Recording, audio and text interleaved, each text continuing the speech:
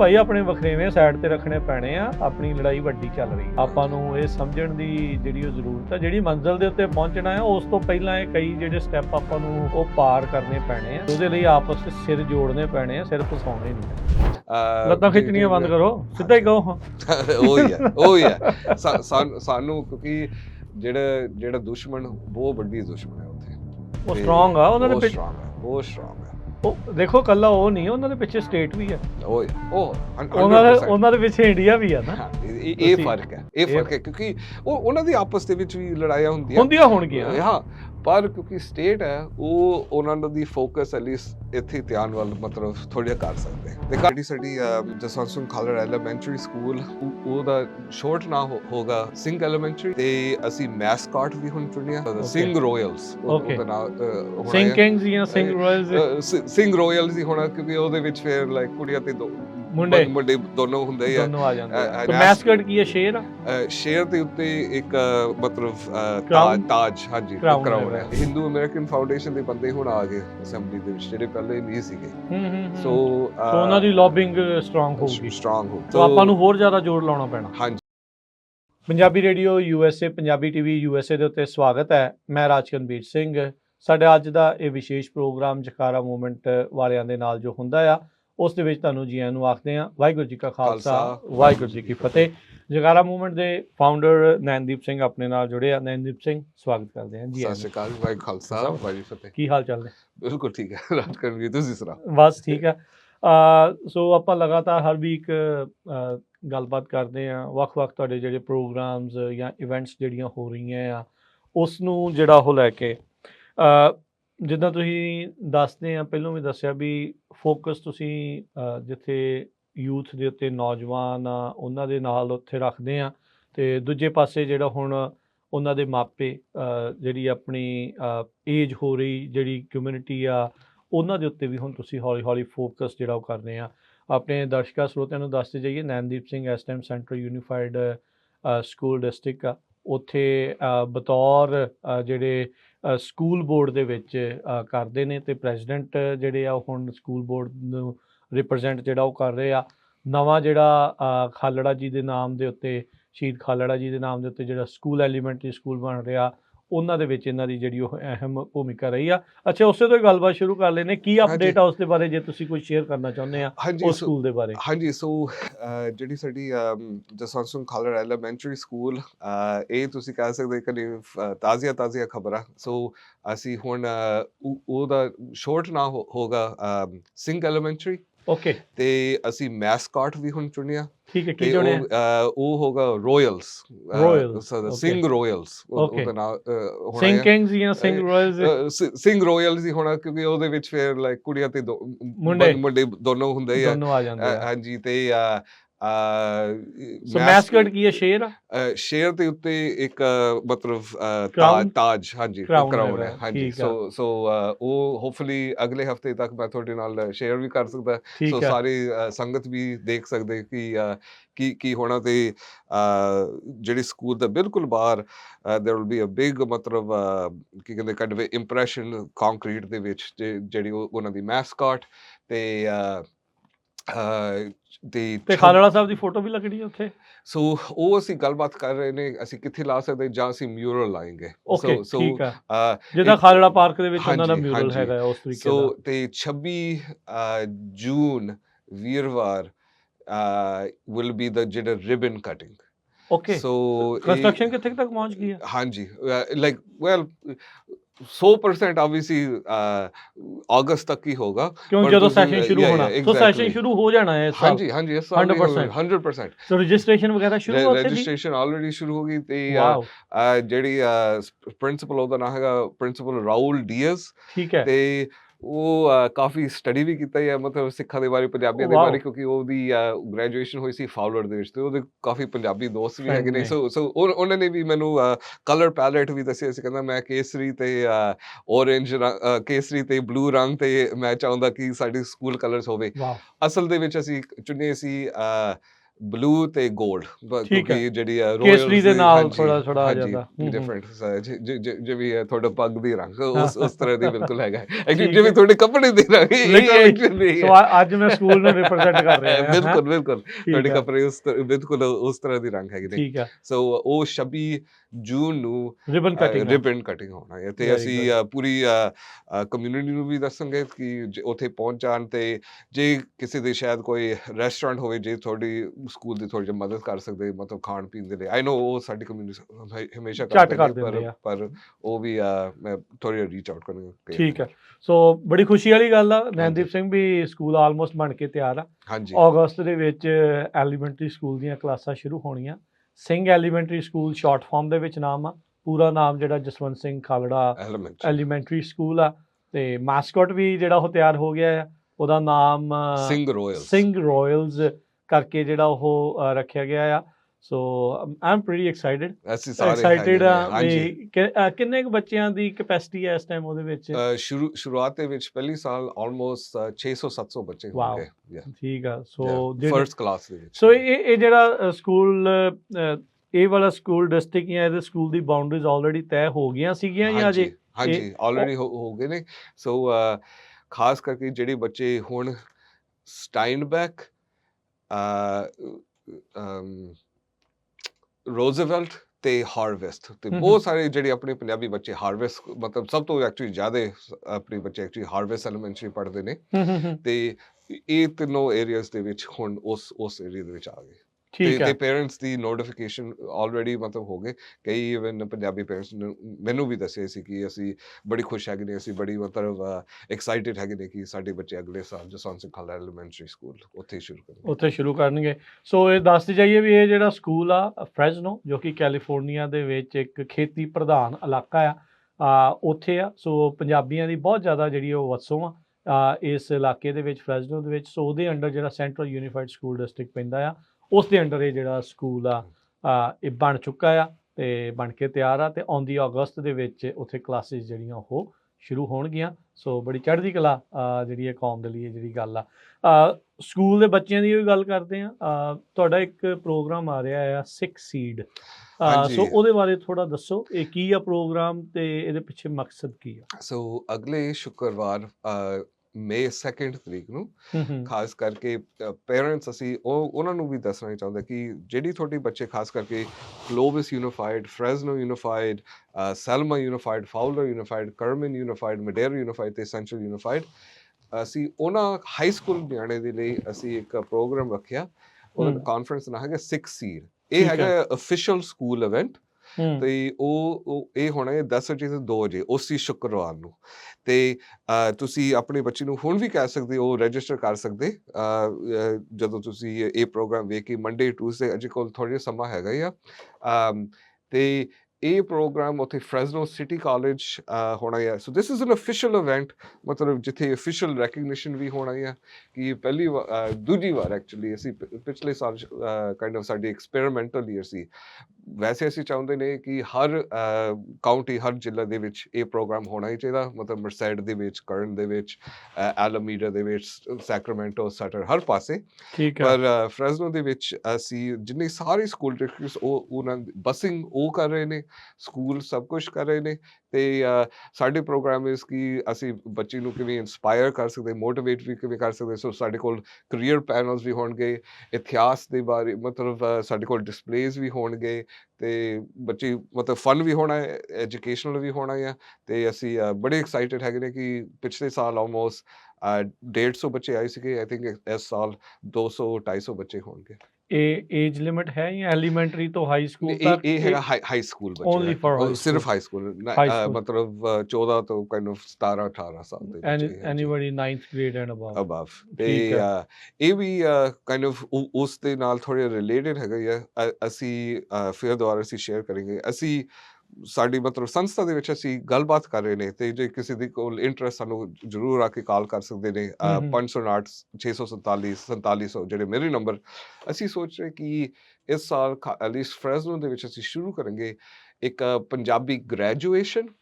ਅੱਛਾ। ਸੋ ਇਹ ਹੋਗਾ ਮਤਲਬ ਸਾਰੀ ਗ੍ਰੈਜੂਏਸ਼ਨਸ ਤੋਂ ਬਾਅਦ ਇੱਕ ਹਫ਼ਤਾ ਬਾਅਦ ਤੇ ਜਿੰਨੇ ਸਕੂਲਾਂ ਦੀ ਗ੍ਰੈਜੂਏਸ਼ਨਸ, ਕਿਉਂਕਿ ਅਸੀਂ ਦੇਖਿਆ ਕਿ ਜਿਹੜੇ African American community, Latino American community, ਉਹ ਸਾਰੇ ਆਪਣੇ ਬੱਚੇ ਨੂੰ ਖਾਸ ਕਰਕੇ ਕਾਈਂਡ ਆਫ ਸੈਲੀਬ੍ਰੇਸ਼ਨ ਰੱਖਦੇ ਨੇ ਇੱਕ ਦਿਨ, ਜਿੱਥੇ ਉਹ ਆਪਣੇ ਨਿਆਣੇ ਦੇ ਮਤਲਬ ਸਹੀ ਨਾਂ ਬੋਲਦੇ ਨੇ, ਬੱਚੇ ਨੂੰ ਈਵਨ ਥੋੜ੍ਹਾ ਜਿਹਾ ਟਾਈਮ ਵੀ ਦਿੰਦੇ ਨੇ, ਆਪਣੇ ਪੇਰੈਂਟਸ ਨੂੰ, ਟੀਚਰਾਂ ਨੂੰ, ਜਿਵੇਂ ਜਿੰਨੇ ਉਹਨਾਂ ਨੂੰ ਅਪਰੀਸ਼ੀਏਟ ਕਰਨਾ ਹੀ ਆ।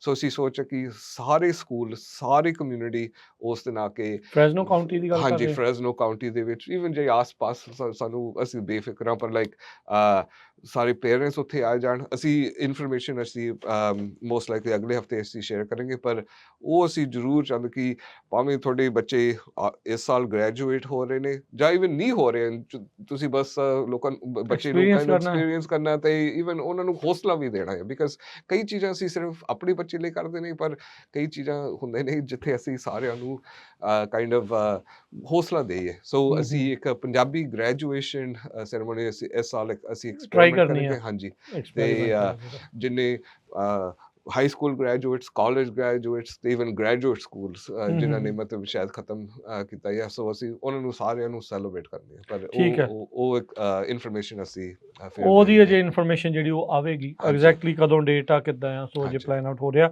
ਅੱਛਾ, ਜਿਹੜਾ 6 ਸੀਡ ਇਵੈਂਟ ਆ, ਤੁਸੀਂ ਦੱਸਿਆ ਵੀ 2 ਮਈ ਨੂੰ ਫਰਾਈਡੇ ਨੂੰ ਆ, ਤੇ ਰਜਿਸਟਰ ਕਿੱਥੇ ਕਰਨਾ ਇਸ ਨੂੰ? ਸੋ ਉਹ ਸਿਰਫ ਤੁਸੀਂ ਸਕੂਲਾਂ ਦੇ ਵਿੱਚ ਕਰ ਸਕਦੇ। ਸੋ ਜਿਹੜੀ ਤੁਹਾਡੇ ਬੱਚੇ, ਉਹਨੂੰ ਆਪਣੇ ਐਕੈਡੈਮਿਕ ਕਾਉਂਸਲਰ ਨੂੰ ਜਾ ਕੇ ਦੱਸ ਸਕਦਾ ਕਿ I want to go to this conference, ਮੈਂ ਉਸ ਕਾਨਫਰੰਸ ਨੂੰ ਜਾਣਾ ਹੀ ਚਾਹੁੰਦਾ। ਤੇ ਜੇ ਉਹਨਾਂ ਦੇ ਕੋਲ ਕੋਈ ਵੀ ਸਵਾਲ ਹੈ, ਕੋਈ ਵੀ ਕੁਐਸਚਨ ਹੈ, ਮੋਸਟਲੀ ਉਹਨਾਂ ਦੀ ਸਾਰੇ ਕਾਉਂਸਲਰ ਨੂੰ ਆਲਰੇਡੀ ਨੂੰ ਪਤਾ ਹੀ ਆ, ਪਰ ਜੇ ਉਹਨਾਂ ਨੂੰ ਨਹੀਂ ਪਤਾ, ਉਹ ਸਾਨੂੰ ਕਾਲ ਕਰ ਸਕਦੇ 5596474700। ਇਹ ਹੋਣਾ ਫ੍ਰੈਜ਼ਨੋ ਸਿਟੀ ਕਾਲਜ ਚ? ਇਹ ਹੋਣਾ, ਹਾਂਜੀ, ਫ੍ਰੈਜ਼ਨੋ ਸਿਟੀ ਕਾਲਜ। ਜਿਹੜਾ ਟਾਈਮਿੰਗ ਕੀ ਹੈ ਜੀ? 10 ਵਜੇ ਤੋਂ ਲੈ ਕੇ 2 ਵਜੇ, so during the school day. School day, ਕਿਉਂਕਿ ਫਰਾਈਡੇ ਨੂੰ ਆ। ਹਾਂਜੀ, ਠੀਕ ਹੈ। ਸੋ ਡੈਫੀਨੇਟਲੀ ਜਿਹੜੇ ਵੀ ਹਾਈ ਸਕੂਲਰਸ ਆ, ਉਹਨਾਂ ਦੇ ਮਾਪੇ ਜੇ ਸੁਣ ਰਹੇ ਹੋ, ਤੁਸੀਂ ਸੁਣ ਰਹੇ ਹੋ, ਤੁਸੀਂ ਦੇਖ ਰਹੇ ਹੋ, ਤਾਂ ਇਸ ਦੇ ਵਿੱਚ ਰਜਿਸਟਰ ਕਰੋ। 6 ਸੀਡ ਇਵੈਂਟ ਆ। ਸੋ ਜਿੱਦਾਂ ਦੱਸਿਆ ਵੀ ਐਜੂਕੇਸ਼ਨ ਦੇ ਨਾਲ ਕਰੀਅਰ ਪੈਨਲਸ, ਤੁਸੀਂ ਫਿਊਚਰ ਦੇ ਵਿੱਚ ਕਿਹੜੇ ਪਾਸੇ ਨੂੰ ਜਾਣਾ ਆ, ਉੱਦਾਂ ਦੇ ਬਹੁਤ ਸਾਰੇ ਲੋਕ ਉੱਥੇ ਆਏ ਹੋਣੇ ਆ। ਅਤੇ ਬਾਕੀ ਇਤਿਹਾਸ ਦੇ ਨਾਲ ਵੀ ਕਹਿੰਦੇ ਵੀ ਉੱਥੇ ਜਿਹੜਾ ਉਹ ਜੋੜਿਆ ਜਾਊਗਾ। ਸੋ ਇਸ ਤੋਂ ਇਲਾਵਾ ਹੋਰ ਕਿਹੜੇ ਇਵੈਂਟ ਜਿਹੜੇ ਐਜੂਕੇਸ਼ਨ ਦੇ ਨਾਲ ਹੀ ਸੰਬੰਧਿਤ, ਆਈ ਥਿੰਕ ਸਕਾਲਰਸ ਕਰਕੇ ਵੀ ਆ? ਹਾਂਜੀ, ਸੋ ਜਿਹੜੀ ਸਾਡੀ ਸਕਾਲਰਸ, ਅਸੀਂ ਹਰ ਸਾਲ ਇੱਕ ਸਿੱਖ ਗ੍ਰੈਜੂਏਟਸ ਕਾਨਫਰੰਸ ਅਸੀਂ ਰੱਖਦੇ ਨੇ ਉੱਥੇ ਸਟੈਨਫੋਰਡ ਯੂਨੀਵਰਸਿਟੀ, ਬੇ ਏਰੀਆ ਦੇ ਵਿੱਚ, ਪਾਲੋ ਆਲਟੋ ਦੇ ਵਿੱਚ। ਤੁਸੀਂ ਹੁਣ ਵੀ ਰਜਿਸਟਰ ਤੁਸੀਂ ਕਰ ਸਕਦੇ ਹੋ www.jakarta.org/scholars, SIKHOLARS। ਤੇ ਇਹ ਜਿਹੜੀ ਸਾਡੀ ਇਵੈਂਟ, ਇਹ ਹਰ ਸਾਲ ਹੁੰਦੇ ਨੇ। ਅਸੀਂ ਆਲਮੋਸਟ 15 ਸਾਲ ਹੋ ਗਏ ਹੁਣ। ਸੋ ਜਿਨ੍ਹਾਂ ਨੇ ਕੋਈ ਸਿੱਖ ਬੱਚਾ ਜਿਹੜੇ ਗ੍ਰੈਜੂਏਟ ਸਟੂਡੈਂਟ ਹੈ, ਤੇ ਆਪਣੇ ਸਕੂਲ ਗ੍ਰੈਜੂਏਟ ਜਾਂ ਕਾਲਜ ਗ੍ਰੈਜੂਏਟ? ਇਹ ਸਿਰਫ ਗ੍ਰੈਜੂਏਟ ਸਟੂਡੈਂਟਸ, ਮਤਲਬ ਕਾਲਜ ਤੋਂ ਬਾਅਦ। ਕਾਲਜ ਤੋਂ ਬਾਅਦ, ਆਫਟਰ ਕਾਲਜ। ਹਾਂ, ਜੇ ਸ਼ਾਇਦ ਉਹ ਮਾਸਟਰ ਸਟੂਡੈਂਟ ਜਾਂ PhD ਸਟੂਡੈਂਟ ਜਾਂ ਮੈਡੀਕਲ ਸਟੂਡੈਂਟ ਜਾਂ ਲਾਅ ਸਟੂਡੈਂਟ, ਕਈ ਵਾਰੀ ਸਾਨੂੰ ਈਵਨ ਇਸ ਸਾਲ ਸਾਨੂੰ ਇੰਟਰਨੈਸ਼ਨਲ ਸਟੂਡੈਂਟਸ ਆ ਰਹੇ ਨੇ, ਕੈਨੇਡਾ ਤੋਂ ਐਂਡ ਆਸਟ੍ਰੇਲੀਆ ਤੋਂ ਵੀ। ਤਾਂ ਉਹ ਆਪਣੀ ਰਿਸਰਚ ਮਤਲਬ ਪੇਸ਼ ਕਰਦੇ ਨੇ, ਮਤਲਬ ਕੋਈ ਸਿੱਖ ਟੌਪਿਕ ਤੇ। ਈਵਨ ਨਾਨ ਸਿੱਖ ਸਟੂਡੈਂਟਸ, ਜੇ ਉਹਨਾਂ ਦੀ ਰਿਸਰਚ ਸਿੱਖਾਂ ਦੇ ਉੱਤੇ ਆ ਜਾਂ ਪੰਜਾਬ ਦੇ ਉੱਤੇ ਆ, ਉਹ ਵੀ ਆ ਕੇ ਸ਼ੇਅਰ ਕਰਦੇ ਨੇ। ਸੋ ਯੂਜਲੀ 150-200 ਮੈਂਬਰਸ ਆਫ ਦ ਸੰਗਤ ਉੱਥੇ ਆ ਜਾਂਦੇ।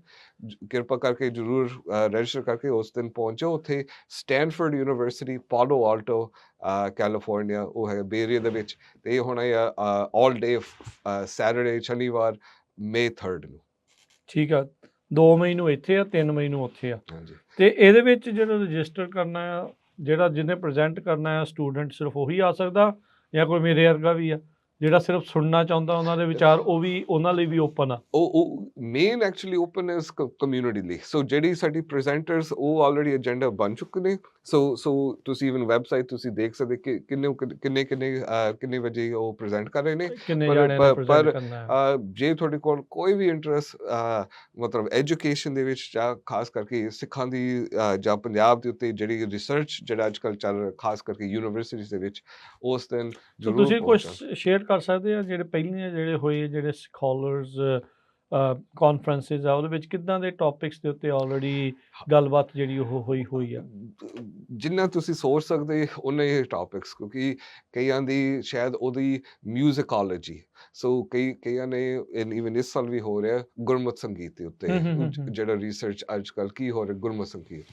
ਕਈ ਪੋਲੀਟੀਕਲ ਸਾਇੰਸ ਖਾਲਿਸਤਾਨ ਦੀ ਮਤਲਬ ਉਹਨਾਂ ਦੇ ਟਾਪਿਕਸ, ਕਈ ਜਿਹੜੀ ਤਾਰੀਖ ਜਾਂ ਇਤਿਹਾਸ ਮਤਲਬ ਜਿਹੜੀ ਸਟੂਡੈਂਟਸ ਮੇ ਵੀ ਉਹ ਮਹਾਰਾਜਾ ਰਣਜੀਤ ਸਿੰਘ ਦੇ ਉੱਤੇ ਮਤਲਬ ਜਿਹੜੇ ਉਹਨਾਂ ਦੀ ਰਿਸਰਚ ਟਾਪਿਕਸ ਉਹ ਉੱਥੇ ਪ੍ਰੈਜ਼ੈਂਟ ਕਰਦੇ ਨੇ।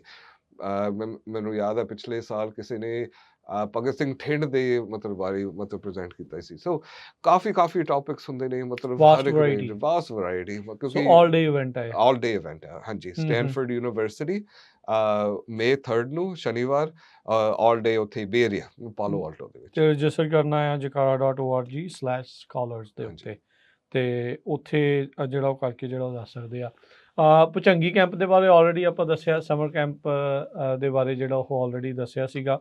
ਸੋ ਉਹ ਵੀ ਜੇ ਤੁਹਾਡੇ ਕੋਲ ਡੇਟਸ ਵਗੈਰਾ ਯਾਦ ਆ, ਆਈ ਥਿੰਕ ਜੂਨ ਦੇ ਵਿੱਚ ਆ। ਹਾਂਜੀ, ਜੂਨ ਦੇ ਵਿੱਚ ਆਏ ਨਾ। ਸਿਮਰਨਜੀਤ ਨੇ ਪਿਛਲੇ ਹਫਤੇ ਥੋੜ੍ਹਾ ਪੇਸ਼ ਕੀਤਾ ਸੀ, ਮੈਨੂੰ ਉੱਦਾਂ ਹੀ ਮੈਨੂੰ ਕਈ ਸਾਰੀ ਡੇਟਾ ਮੈਨੂੰ ਵੀ ਨਹੀਂ ਯਾਦ ਆ, ਪਰ ਐਂਡ ਦੈਨ ਐਕਚੁਅਲੀ ਇੱਕ ਹੋਰ ਓਪਰਚੁਨਿਟੀ, ਸੋ ਅਸੀਂ ਮਦਦ ਕਰਦੇ ਨੇ ਇੱਕ ਆਨੰਦਗੜ੍ਹ ਓਪਰਚੁਨਿਟੀ। ਉਹ ਹੈਗੇ ਜਿਹੜੀ 18 ਸਾਲ ਦੇ ਉੱਤੇ, ਪਰ ਆਈ ਮੀਨ 60 ਸਾਲ ਤੱਕ ਡਜ਼ਨਟ ਮੈਟਰ।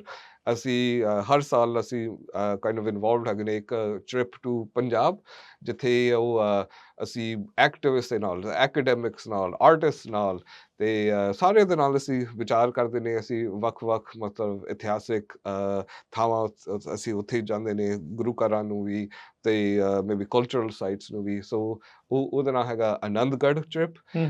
ਉਹ 12 ਦਿਨ ਦੀ ਹੈ। ਉਹ ਹੋਗਾ ਜੁਲਾਈ 15 ਤੋਂ ਲੈ ਕੇ 27 ਤੱਕ, 12 ਡੇਜ਼, 12 ਦਿਨ ਮਤਲਬ total, July 15th to 27th।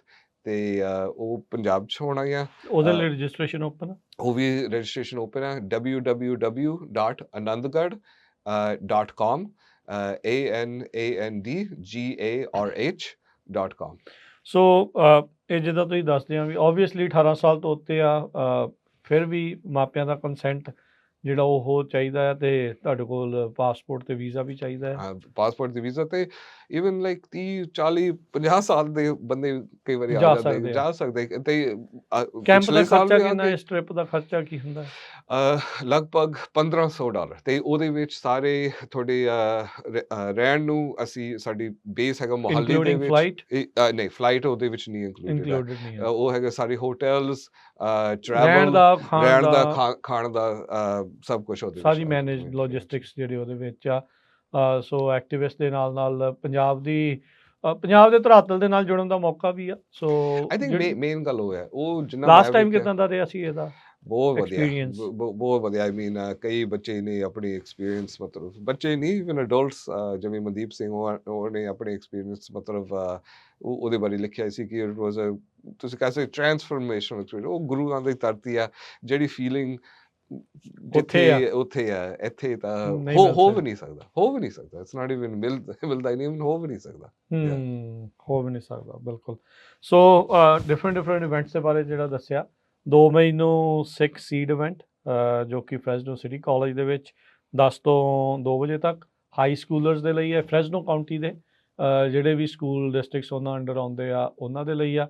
ਆਪੋ ਆਪਣੇ ਅਕੈਡਮਿਕ ਕਾਉਂਸਲਰ ਦੇ ਨਾਲ ਉਹਨਾਂ ਨੂੰ ਜਾ ਕੇ ਦੱਸੋ ਆਪਣੇ ਸਕੂਲ ਦੇ ਵਿੱਚ ਵੀ ਉਹ ਇਸ ਕਾਨਫਰੰਸ ਦੇ ਵਿੱਚ, ਇਵੈਂਟ ਦੇ ਵਿੱਚ ਹਿੱਸਾ ਲੈਣਾ ਚਾਹੁੰਦੇ ਆ, ਤਾਂ ਜੋ ਉੱਥੇ ਤੱਕ ਤੁਹਾਨੂੰ ਪਹੁੰਚਾ ਸਕਣ ਜਾਂ ਤੁਹਾਨੂੰ ਲੋਜਿਸਟਿਕਸ ਜਿਹੜੇ ਉਹ ਦੱਸਣ। ਫਿਰ ਜਿਹੜਾ ਸਕਾਲਰਸ ਕਰਕੇ ਇਹਨਾਂ ਦੀ ਕਾਨਫਰੰਸ ਆ, ਉਹ ਗ੍ਰੈਜੂਏਟਸ ਦੀ ਕਾਨਫਰੰਸ ਆ, ਉਹਦੇ ਲਈ ਰਜਿਸਟ੍ਰੇਸ਼ਨ ਓਪਨ ਆ। ਉਹ 3 ਮਈ ਨੂੰ ਸਟੈਨਫੋਰਡ ਯੂਨੀਵਰਸਿਟੀ ਦੇ ਵਿੱਚ ਉਹ ਹੋਣੀ ਆ। ਸੋ ਸਾਰੀ ਸੰਗਤਾਂ ਨੂੰ ਜੀ ਆਇਆਂ ਨੂੰ ਜ਼ਰੂਰ, ਜਿਹੜਾ ਵੀ ਕੋਈ ਹੈਗਾ ਆ ਉੱਥੇ ਜਿਹੜਾ ਉਹ ਆਓ। ਇਹ ਸੈਟਰਡੇ ਵਾਲੇ ਦਿਨ ਆ। ਫਿਰ ਇਹ ਆਨੰਦਗੜ੍ਹ ਟ੍ਰਿਪ ਪ੍ਰੋਗਰਾਮ ਉਸ ਦੇ ਬਾਰੇ ਆ, ਜਿੱਥੇ 12 ਦਿਨਾਂ ਦੇ ਲਈ 18 ਸਾਲ ਤੋਂ ਵੱਧ ਦੀ ਉਮਰ ਦਾ ਕੋਈ ਵੀ ਜਣਾ ਜਿਹੜਾ ਉਹ ਇਸ ਟ੍ਰਿਪ ਦੇ ਵਿੱਚ, ਇਸ ਕੈਂਪ ਦੇ ਨਾਲ ਜਿਹੜਾ ਉਹ ਰਵੇਗਾ, ਜਾਵੇਗਾ। ਪੰਜਾਬ ਦੇ ਵਿੱਚ ਵੱਖ-ਵੱਖ ਲੋਕਾਂ ਦੇ ਨਾਲ ਮਿਲਣਾ, ਵੱਖ-ਵੱਖ ਥਾਵਾਂ ਦੇ ਗੁਰੂ ਘਰਾਂ ਦੇ ਨਾਲ ਮਿਲ ਕੇ ਪੰਜਾਬ ਦੇ ਸੱਭਿਆਚਾਰ, ਸਿੱਖ ਇਤਿਹਾਸ ਨੂੰ ਉੱਥੇ ਜਾਣਨ ਦਾ ਇੱਕ ਮੌਕਾ ਹੋਊਗਾ। ਸੋ ਉਹਦੇ ਲਈ ਵੀ ਤੁਸੀਂ anandgarh.com ਦੇ ਉੱਤੇ ਜਾ ਕੇ ਆਪਣੇ ਆਪ ਨੂੰ ਰਜਿਸਟਰ ਕਰ ਸਕਦੇ ਹਾਂ। ਅਤੇ ਨੈਨਦੀਪ ਸਿੰਘ, ਹੁਣ ਆਪਾਂ ਥੋੜ੍ਹਾ ਕਰੰਟ ਇਵੈਂਟਸ ਦੇ ਉੱਤੇ ਨਾਲ ਥੋੜ੍ਹੀ ਜਿਹੀ ਗੱਲ ਕਰਦੇ ਹਾਂ। ਟਰਾਂਸਨੈਸ਼ਨਲ ਰਿਪਰੈਸ਼ਨ ਦਾ ਜਿਹੜਾ ਬਿੱਲ ਆ, ਇਹ ਦੂਜੀ ਵਾਰੀ ਹੁਣ ਕੋਸ਼ਿਸ਼ ਜਿਹੜੀ ਉਹ ਹੋ ਰਹੀ ਆ ਕੈਲੀਫੋਰਨੀਆ ਦੀ ਅਸੈਂਬਲੀ ਦੇ ਵਿੱਚ, ਕੈਲੀਫੋਰਨੀਆ ਦੇ ਵਿੱਚ ਲੈਜਿਸਲੇਸ਼ਨ ਦੇ ਲਈ। ਆਈ ਥਿੰਕ ਫੈਡਰਲੀ ਵੀ ਇੱਦਾਂ ਦੇ ਜਿਹੜੇ ਕੁਛ ਬਿੱਲ ਆ ਉਹ ਪ੍ਰੈਜ਼ੈਂਟ ਕੀਤੇ ਗਏ ਆ ਵੀ ਉਹ ਅੱਗੇ ਜਿਹੜੇ ਉਹ ਆ ਰਹੇ ਆ।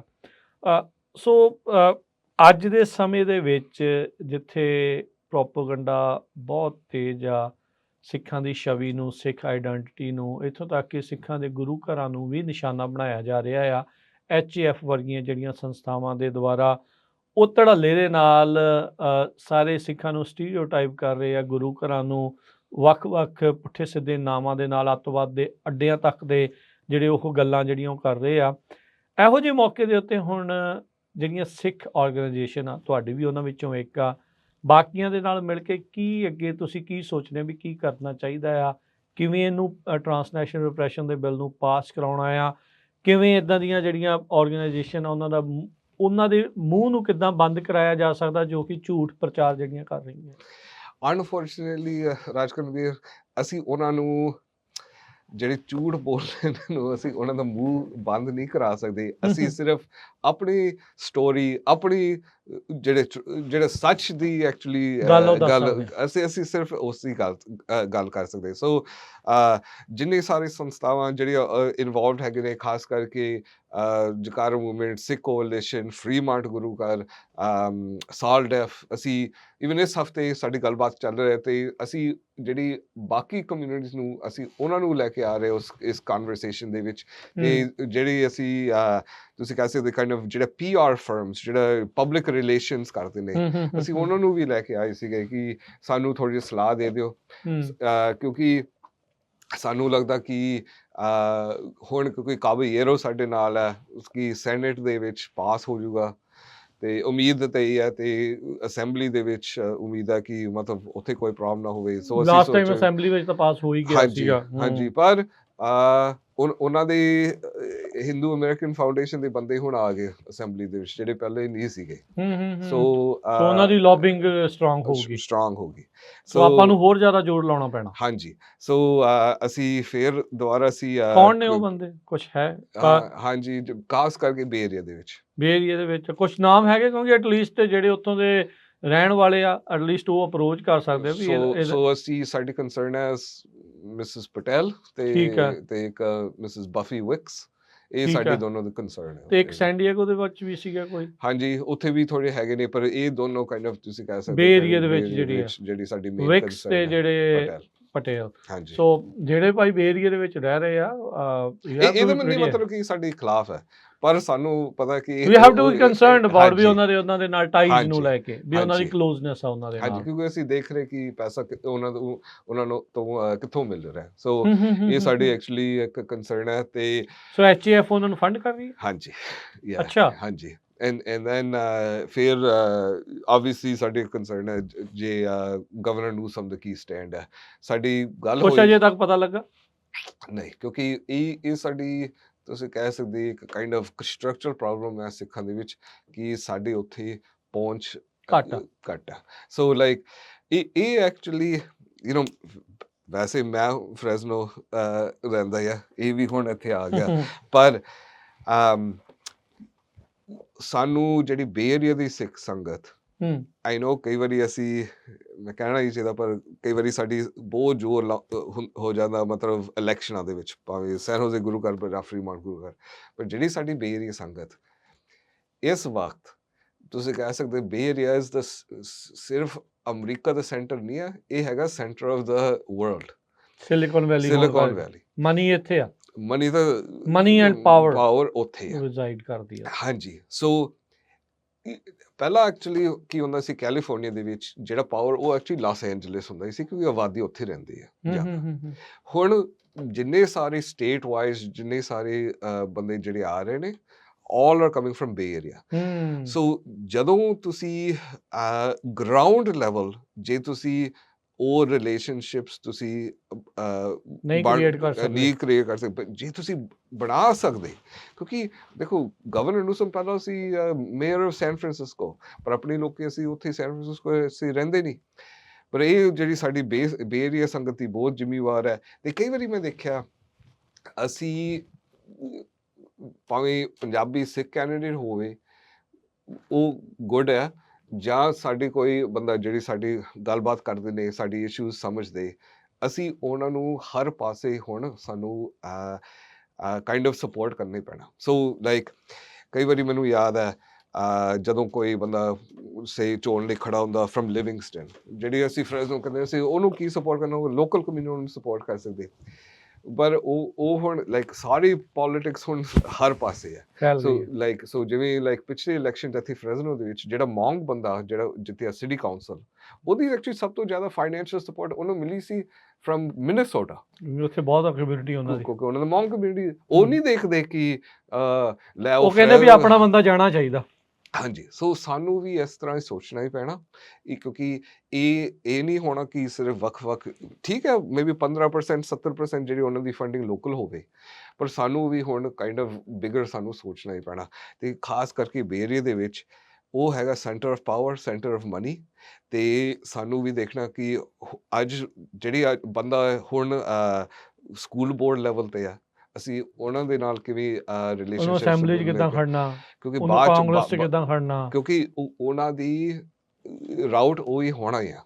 ਤੇ ਕਿਉਂਕਿ ਗਰਾਊਂਡ ਤੋਂ ਸ਼ੁਰੂ ਹੋਣਾ, ਗਰਾਊਂਡ ਤੋਂ ਸ਼ੁਰੂ ਹੋਣਾ ਹੈ। ਸੋ ਲਾਈਕ ਦੇਖੋ ਅਟਾਰਨੀ ਜਨਰਲ ਬੌਂਟਾ ਬੇ ਏਰੀਆ ਦੀ ਆ, ਸਾਰੇ obviously Newsom, ਲਿeutenant governor, vice president ਉੱਥੋਂ ਦੀ ਰਹੀ ਆ ਕਮਲਾ ਹੈਰਿਸ, ਈਵਨ JD ਵੈਂਸ, ਭਾਵੇਂ ਉਹਦੀ ਜਨਮ ਹੋਈ ਸੀ ਉੱਥੇ ਓਹਾਇਓ, ਪਰ ਉਹਦੀ ਪਾਵਰ ਜਿੱਥੇ ਉਹਨੂੰ ਸਿਲੀਕਨ ਵੈਲੀ ਕਿਉਂਕਿ ਉਹ ਵਕੀਲ ਸੀ ਉੱਥੇ। ਸੋ ਉਹਨਾਂ ਨੂੰ ਸਾਰੇ ਜਿਹੜੀ ਹੈਜ ਫੰਡਸ ਤੇ ਵੈਂਚਰ ਕੈਪੀਟਲਿਸਟ ਜਾਣਦੇ ਆ, ਸਾਰੇ ਜਾਣਦੇ ਨੇ। ਸੋ ਸਾਨੂੰ ਹਾਲੀਵੁੱਡ ਦਾ ਤਾਂ ਨਾਂ ਹੀ ਰਹਿ ਗਿਆ।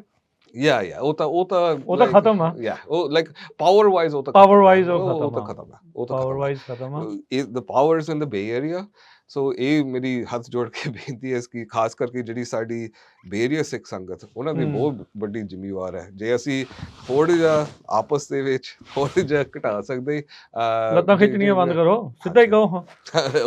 ਉਹੀ ਹੈ ਸਾਨੂੰ, ਕਿਉਂਕਿ ਜਿਹੜਾ ਦੁਸ਼ਮਣ ਬਹੁਤ ਵੱਡੀ ਦੁਸ਼ਮਣ ਹੈ ਉੱਥੇ, ਉਹ ਸਟਰੋਂਗ ਆ, ਉਹਨਾਂ ਦੇ ਬਹੁਤ ਸਟਰੋਂਗ ਹੈ।